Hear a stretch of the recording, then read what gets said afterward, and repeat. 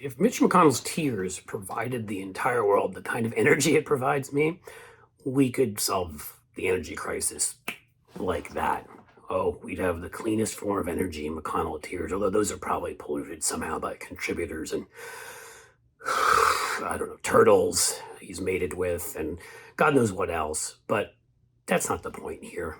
I'll make fun of McConnell as we go on. The point here is poor Mitch just came out and said, Canada quality is so we hope it would be, and I would say that there's a good chance we will win back the Senate. Yeah, McConnell is admitting that in 2022 they're up against it right now. To quote from an a year or two TV series, a year or two ago, when a TV series ended that I loved, that was on for many years, he's up Schitt's Creek right now. Poor guy. Their candidates are awful. And I'm going to tell you why that's actually Mitch McConnell's fault. Because you see, along the way, Mitch McConnell, who has valued nothing in his life, like having a majority in the Senate because of that deep hole inside of him that comes from, well, let's just say it comes from a lack of love.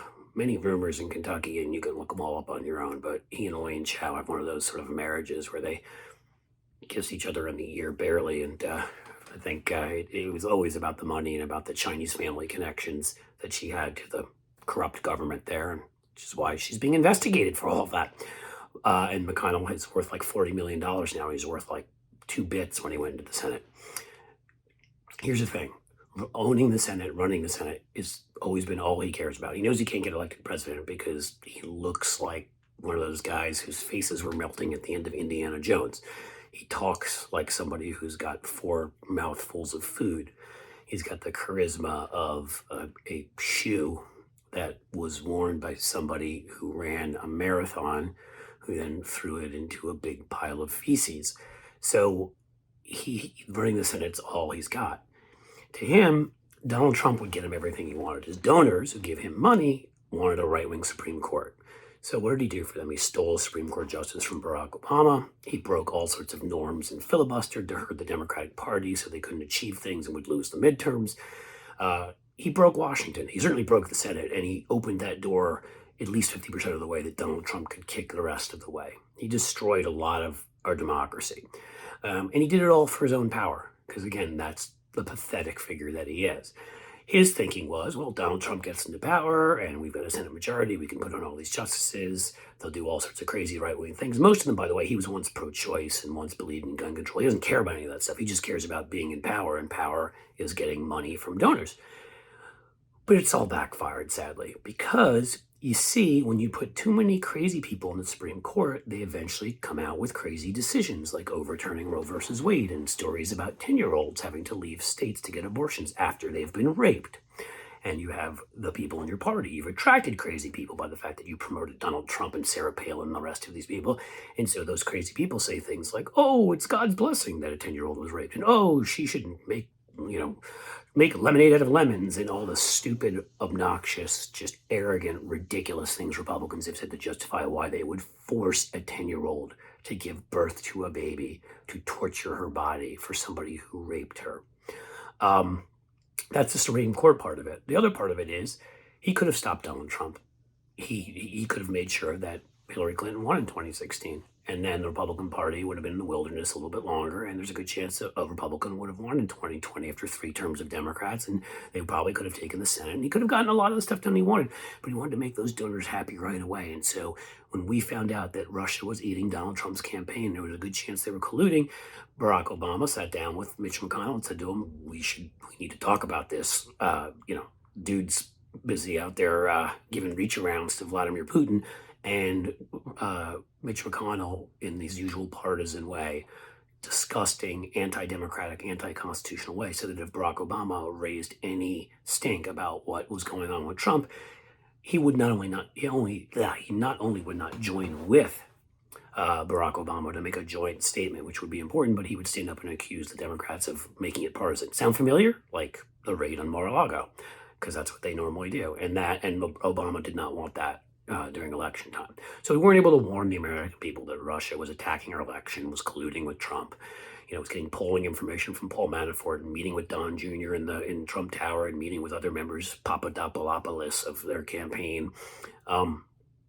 So he helped get Donald Trump elected. And you see where that direct connection is when Mitch McConnell goes, we will have the candidates. Those were handpicked candidates by Donald Trump, who of course, eventually fought with McConnell because he fights with everybody and he hates McConnell. And McConnell hates him. And so instead of putting semi-normal people, well, they don't have any semi-normal people in the Republican Party, but like overtly electable people on the ballot, they chose Mehmet Oz in Pennsylvania, who has been hilariously terrible, who lives in New Jersey and votes and serves in the military in Turkey and is friends with the dictator. They chose J.D. Vance, who wrote nice blogs about going up to wine country and art exhibits after brunch in San Francisco, and wrote a whole book on how people like him who grew up working class and white in Ohio were lazy, stupid, opioid addicted. Recently, he told women who were with abusers that there's too much divorce, so you should stay with your abusive husband even if he kills you and your kids, potentially. And of course, J.D. Vance also added in that nice nugget of information that we found out that he started a charity to stop opioid abuse. And who did he hire for it? A member of Big Pharma to go out and further opioid abuse. And it goes on and on. I mean, there's just Warnock just ran an ad, or one of the super PACs in Georgia, where about Herschel Walker, who's a crazy person who is honestly mentally not there, and put a gun up to his wife's head and threatened her. You think you have crappy candidates? You think Donald Trump endorsed all of these people over other people? There's more of them, obviously. I go on from there, right? Their Senate candidate in Georgia, is another Thiel acolyte like J.D. Vance. Blake Masters is friends with Nazis in Arizona. Hangs out with Nazis and says Nazi things, is anti-Semitic. So what the Republican Party just did, they just pulled their money out of Pennsylvania, Wisconsin. By the way, Mandela Barnes, the nominee there, up on Ron Johnson by 7 points, 51-44. Probably something to do with the fact that Ron Johnson spent the 4th of July at the Kremlin, is a Russian spy, if not an idiot who just likes to hang out with Putin. Useful idiot was the term I was looking for. Ron Johnson has come out and said he wants to get rid of Social Security. Ron Johnson wants to make abortion illegal for women in all cases, including their lives. And Ron Johnson also denied COVID. And God knows how many people he got killed with his anti-vax stuff, which makes me think he is a Russian spy. He has sowed chaos. Well, now, not only is Mandela Barnes up 7 points, he's over 50%. So Mitch just pulled all of his money out of Wisconsin, out of Arizona, and out of Pennsylvania. Those are two seats that would be losses for them, and is dumping $28 million here in Ohio to try to prop up J.D. Vance, who honestly has the charisma of a day-old pile of vomit. It's going to be a closer race. Obviously, Ohio's a tougher state than some of those other ones, but right now, Tim Ryan has a steady 2 to 4 point lead, has outraised J.D. Vance by a ton, and so even their $28 million may not be able to bail them out.